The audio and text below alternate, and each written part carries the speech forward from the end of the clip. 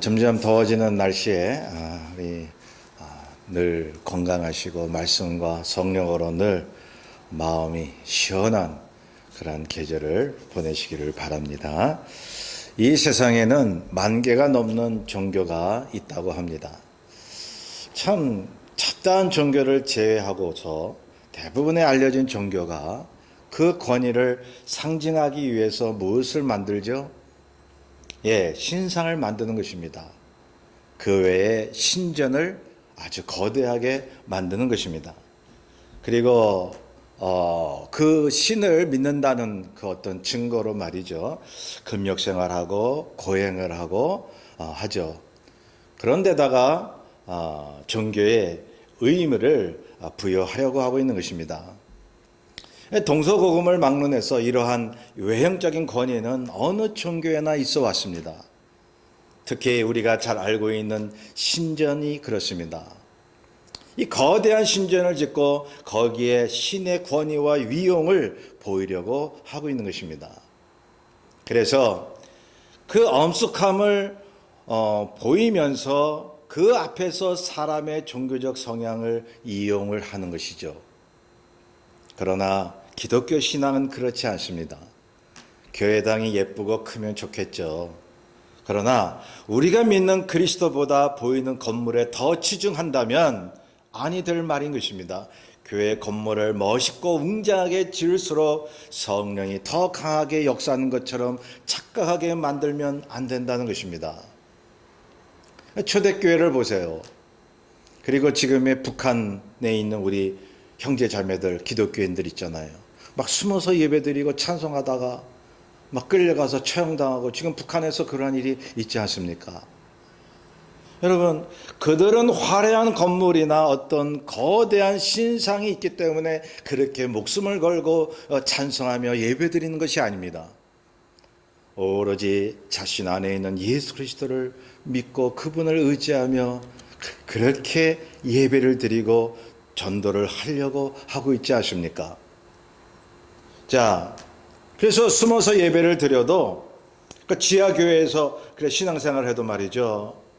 자기 안에 주님이 얼마나 크게 보이면 모든 것을 다 바쳐서 주님을 위해서 그렇게 하고 있느냐 하는 것입니다. 우리의 믿음에 있어서 경각심을 가져야 할 것은 믿음의 변질입니다. 여러분, 오히려 편하기 때문에, 오히려 예수 믿기 좋은 환경 때문에 믿음의 변질이 오지는 않습니까? 믿기는 믿는데 이상한 쪽으로 바뀌는 거 말이죠. 상한 믿음인 것입니다. 외식적인 믿음입니다. 이것은 생명이 없는 믿음이 될 것입니다.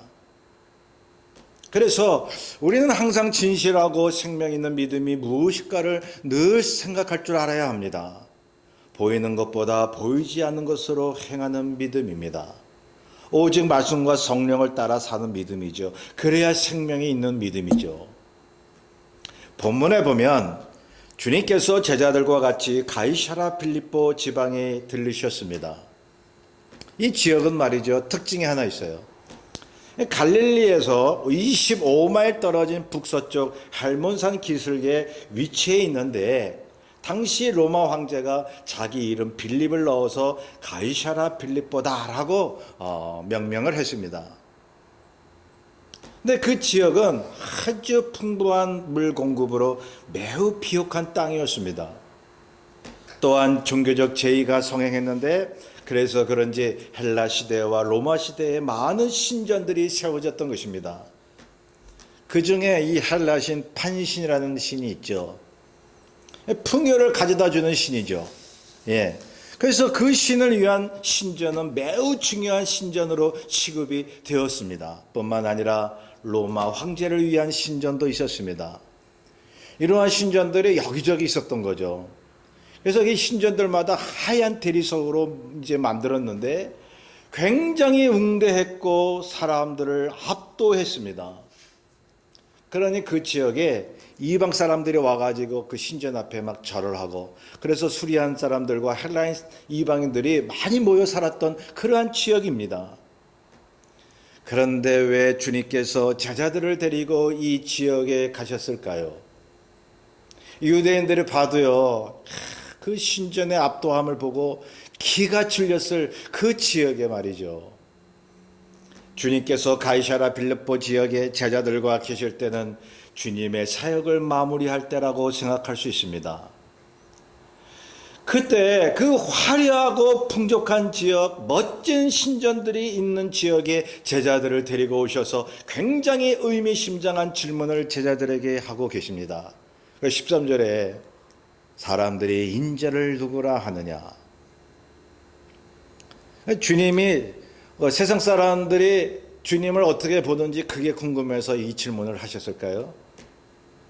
주님의 질문 초점은 제자들에게 가 있다고 저는 생각하고 있습니다. 그래서 처음에 했던 질문, 사람들이 인자를 누구라 하느냐. 그러니까 주님 자신을 얘기하는 거죠. 사람의 아들, 하나님의 아들이시면서도 사람의 아들이신 인자를 누구라 하느냐. 예, 이 질문은 뒤에 나오는 본 질문을 하시기 위해서 하신 질문이라고 저는 믿고 있습니다. 그러니까 세상이 보는 예수님과 또 제자들이 보는 예수님의 차이, 과연 뭘까요? 세상이 보는 예수님은 보편적인 시각을 가지고 있습니다. 그냥 선한 선생, 훌륭한 선지자, 종교 창시자 등 하나의 선지자 정도지요. 지금도 그렇지 않아요? 길 가는 사람한테 예수 아세요? 그러면 대부분 안다 그러잖아요. 그럼 그 예수가 누구라고 생각하십니까? 뭐 기독교 만든 사람이죠 라든가 선지자죠 라든가 뭐 좋은 일을 하다 간 사람이라든가 뭐 2000년 전의 사람이라든가 뭐 얘기들이 이렇게 나오겠죠. 여러분 이슬람교나 불교나 다른 종교를 믿는 사람들도 예수 그러면 선지자 정도로 알고 있습니다. 그렇게 나쁜 사람으로 안 봐요, 예수를. 그 좋은 사람이었지. 선한 일을 하고 갔지. 뭐 그렇게 다 인정을 하더라는 것입니다. 자, 그런데 본문 14절에도 보면 당시 사람들이 주님을 보는 눈이 그러했습니다. 그래서 제자들이 사람들에게 들은 대로 이렇게 얘기하잖아요. 더러는 세례 요한, 더러는 엘리야, 어떤 이는 에레미야나 선지자 중에 하나라 하나이다. 그때 바로 주님은 제자들에게 본 질문을 하십니다. 그러면 너희는 나를 누구라 하느냐? 세상 사람들이 나를 그렇게 보고 있는데 너희는 여태껏 나를 따랐던 너희는 나를 누구라고 생각을 하니?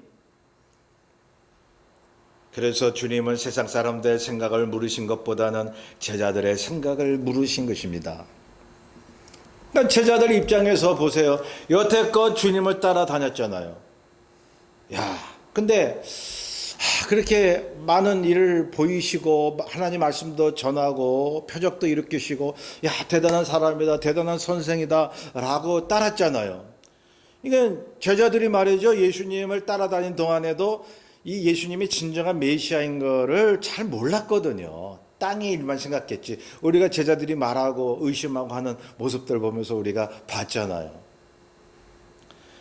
아무리 봐도 주님의 모습은 흠모할 만한 곳이 없었죠. 거대한 신적 모습도 없고 털어봐야 동전 한 입도 나올 것 같지 않는 빈털터리 모습과 별로 귀티 나지 않은 옷을 입으신 저 예수가 자기들이 선생이라고 따랐던 분인데 과연 멋지고 웅장한 거대한 신상과 신전 앞에서 어떻게 보였을까요?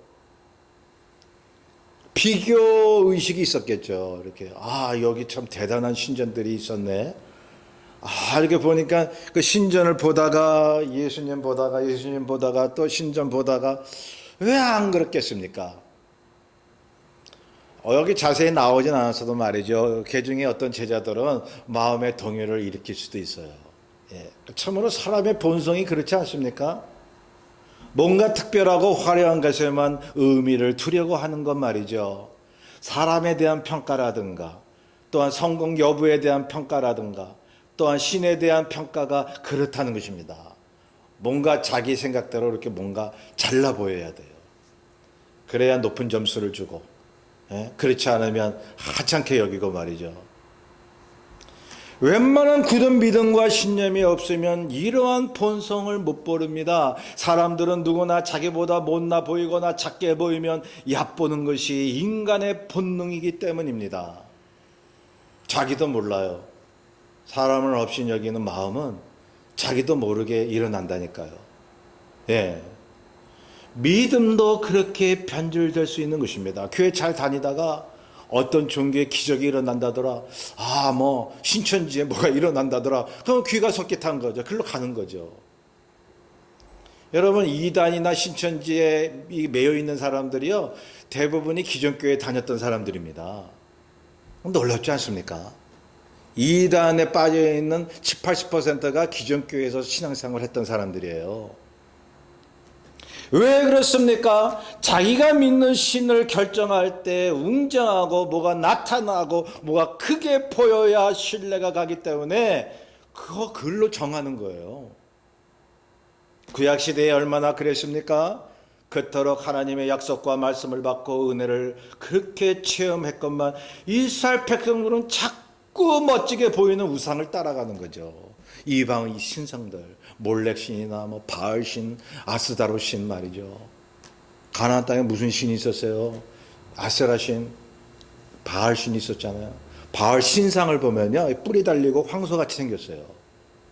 그게 하늘에서 비를 내리는 신이래요. 그리고 아스다로신은 그 바알 신상의 아내 역할을 하는 거예요. 그러니까 여자의 모습을 가지고 있고 그릇을 가지고 있어요. 그래서 바알 신이 비를 내리면 그걸 받아다가 땅을 비옥하게 만드는 게 그 바알의 아내 아세라 신이에요. 40년 동안 하나님의 엄청난 은혜를 받고 약속을 받았던 이스라엘 백성들이 바알 신상에 막 매여 있고 글로 따라간다는 거죠. 신상이 있으니까 만들어진 게 보이니까 말이죠. 그리고 그 전에 어떻게 했습니까? 출애굽한 그 하나님을 보여달라고 막 애타게 기다리다가 송아지 우상을 만들지 않았습니까? 뭔가 보여야 돼요, 이 사람들은. 오늘날도 인간의 심성이 그렇지 않습니까? 인지상정이죠. 사람들의 마음 누구나 다 똑같은 거죠. 그러한 죄된 본성 말이죠. 자, 그래서 멋져 보이는 이방의 신상을 따랐던 거 아닙니까? 하나님의 성전에 그 제사장들이 하나님 앞에 예배 드리면서 그 성전 벽에 이방인들의 그 신상의 그림을 그려놓고 거기다 절을 했다 이 말이죠. 에스겔서에 보면 다 나오잖아요.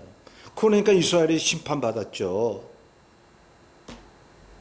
지금 우리는 예수 그리스도의 성령을 따르는 하나님의 자녀로 살면서도 자꾸 겉에 보이는 화려한 장소나 세상의 물질 성공에 초점을 맞추지는 않나요?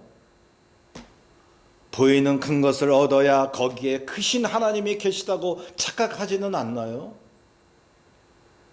이런 사람의 본성이 당시 제자들에게 왜 없었겠습니까? 당연히 있었겠죠. 그런데 말이죠, 거대한 신전에 있는 지역에서 주님이 너희는 나를 누구냐라고 이렇게 질문을 하셨을 때, 네? 나를 누구라고 생각하느냐고 질문을 하셨을 때 베드로가 이렇게 대답하죠. 주는 그리스도시요 살아계신 하나님의 아들이십니다 라고요. 이게 엄청나지 않습니까? 예. 이 고백은 사람으로서 할 수 없는 고백입니다. 그래서 주님이 이렇게 말씀하잖아요. 17절에 바요나 시모나 내가 복이 있도다. 이를 내게 알게 한 이는 혈육이 아니요 하늘에 계신 내 아버지시니라.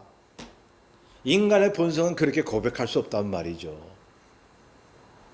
그렇게 남루하게 보이는 예수님의 모습을 보고 주는 그리스도시요 살아계신 하나님의 아들이라고 고백할 수 있는 것은 인간의 심성으로 고백되어지는 게 아니에요. 여기 주께서 말씀합니다. 이를 내게 알게 한 이는 혈육이 아니요 하늘에 계신 내 아버지시니라. 성령이 아니고서는요 우리는 주님을 주라 고백할 수가 없는 거예요. 예, 잔뜩 눈에 보이는 세상에 따라 사는 인간이 어떻게 보이지 않는 성령의 그 본성에 따라 주님을 고백할 수 있을까요? 베드로는 분명 하나님이 알게 하셔서 그렇게 고백한 것이라고 주님이 말씀을 하시는 거죠. 그러니 늘 감사하세요. 내게 믿음이 있다면 그 주님께서 주신 것임을 감사하셔야 돼요. 그런데요, 자 보세요. 오늘날 성령을 받았다고 자처하는 사람들이 겉모습을 가지고 하나님과 사람을 따지고 있다면 성령의 본성을 가지고 있는 것이 아니죠. 말로만 성령을 받았다고 얘기하는 것이죠. 어떤 사람들은 교회 다니면서도 자꾸 세상의 가치를 따라갑니다. 세상 유혹에 빠지게 됩니다. 자꾸만 그 안에 그 육체의 소욕이 튀어나와서 입술로는 찬성하지만은 마음으로는 세상을 섬기고 있는 것입니다. 교회에 그런 사람들이 많은 게 참 애통스럽네요. 예. 자, 이렇게 되면 믿음 생활을 한다고 하지만 주님이 전혀 보이지 않는 것입니다. 그냥 타성에 젖어서 할 뿐인 것입니다. 이렇게 되면 그 믿음은 이미 믿음이 아니죠. 상한 믿음이죠. 상한 음식 우리가 먹을 수가 없잖아요. 믿음이 상해버리면 그거는 죽은 믿음이죠. 구원 못 받는 믿음이에요. 거대한 세상이라는 그런 우상 앞에서 주님을 작게 보거나 주님이 보이지 않기 때문입니다. 정말 살아있는 믿음은 화려한 유혹이 많은 세상에 살면서도 자신 안에 있는 주님에 대해 항상 이렇게 말합니다. 주는 그리스도시요 살아계신 하나님의 아들이십니다. 그 고백 하나만 가지고 있으면 뭐가 두렵죠? 어디 가서 뭐 때문에 우리가 기가 죽을 이유가 어디 있죠? 여러분, 성령 받은 사람은 성령의 본성대로 느끼고 말하거든요. 행동하거든요. 그래서 바울의 믿음처럼 십자가 외에는 모두 폐선물로 보는 것입니다. 여러분, 세상의 것도 필요하죠. 물질, 건강, 세상의 성공도 필요합니다. 하나님의 그 사역을 위해서는요. 바울이 모든 걸 배설물로 여겼다고 해가지고 다 필요 없다고 얘기한 게 아니죠. 그러나 비교적으로 보면 십자가의 생명 외에는 모든 것이 배설물이라고 그는 보았던 것입니다. 예수님 생전에 보지도 못한 바울이 말이죠. 다메섹 도상에서 예수님을 만나고 나서 그 안에 있는 성령 주님의 모습이 얼마나 크게 보였으면 세상이 배설물같이 보이냐 이 말이에요. 세상적으로 보면 십자가는 수치요 형벌로 보일지 모르나 우리에게는 구원하는 능력이 되는 것입니다. 육적으로 보면 성령은 보이지 않고 힘없는 존재로 보일지 모르나 우리에게는 그분이 하나님이시요 세상을 움직이는 원동력이 되는 것입니다. 예수 그리스도가 세상 사람들에게는 한낱 선지자로 보이나 우리에게는 그리스도가 되시며 살아계신 하나님의 아들이 되시는 것입니다. 이렇게 우리가 고백할 수 있습니까? 믿지 않는 사람들 죄다 교회 욕하고 예수가 어디 있느냐 하나님이 어디 있느냐 길길이 뛰는 그런 사람들 무리들 속에서 내가 믿는 예수는 그리스도시요 살아계신 하나님의 아들이십니다라고 고백할 수 있느냐고요. 그 사람들한테 욕을 먹어도 죽음의 위협이 와도 우리는 이렇게 말할 수 있어요. 오직 그리스도만이 나의 생명이며 구원이시라고요. 이게 우리의 믿음의 삶의 전부인데 뭐가 그렇게 부족하고 없어서 맨날 불만스럽게 사시냐고요. 그런 분이 있다면 제가 그런 분에게 그렇게 말씀드리고 싶은 것이죠. 오늘 본문에서 베드로가 그렇게 고백하고 있지 않습니까? 풍요와 권위를 자랑하는 세상 신들 앞에서 주는 그리스도시요 살아계신 하나님의 아들이십니다. 베드로와 제자들은 예수님이 부활하시던 다음에 이제 하늘로 올리신 다음에 성령 충만을 받잖아요. 성령의 충만을 받으니까 그 고백이 더 확실해지는 거예요. 그 고백한 대로 살았잖아요. 순교했잖아요. 하나님의 나라를 세워나갔습니다. 비교할 수 없는 그리스도의 권능과 그분의 하나님 되심을 믿고 죽음을 두려워하지 않았던 것입니다.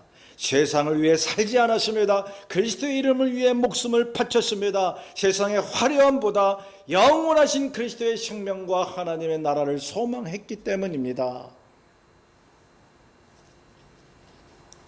성도 여러분, 예수님 믿으려면 한번 화끈하게 믿어보세요. 이것도 아니고 저것도 아니고 그런 어떤 부흥사 그 메시지가 기억이 남는데 말이죠. 거기 앉은 사람들한테 하나님의 말씀을 전하면서 그런 얘기를 하시는 거예요. 예수 믿으려면 제대로 한번 뜨겁게 믿든지 아니면 세상에 빠져서 세상에서 멋들어지게 살든지 주님께도 인정 못 받고 세상에서도 인정 못 받고 그게 뭐냐 이거죠. 세상에서 멋들어지게 살아보라. 지옥 갈지언정 세상에서 성공해서 한번 열심히 자기 하고 싶은 대로 한번 열심히 살아보라고. 절대적으로 예수 잘 믿으라는 소리죠. 역설적으로. 자, 본문 18절에 보면 주님이 베드로에게 이렇게 말씀하십니다. 너는 베드로라. 내가 이 반석 위에 내 교회를 세우리니 음부의 권세가 이기지 못하리라. 여러분, 베드로라는 이 의미가 반석이라는 뜻 아닙니까? 반석. 왜 그의 이름이 반석이 되었을까요? 주는 그리스도시여 살아계신 하나님의 아들이십니다라는 믿음의 고백이 있었기 때문입니다. 그래서 그 흔들리지 않는 이 고백이 반석이 되는 거예요. 예수 그리스도의 그 믿음의 반석이 되는 거죠.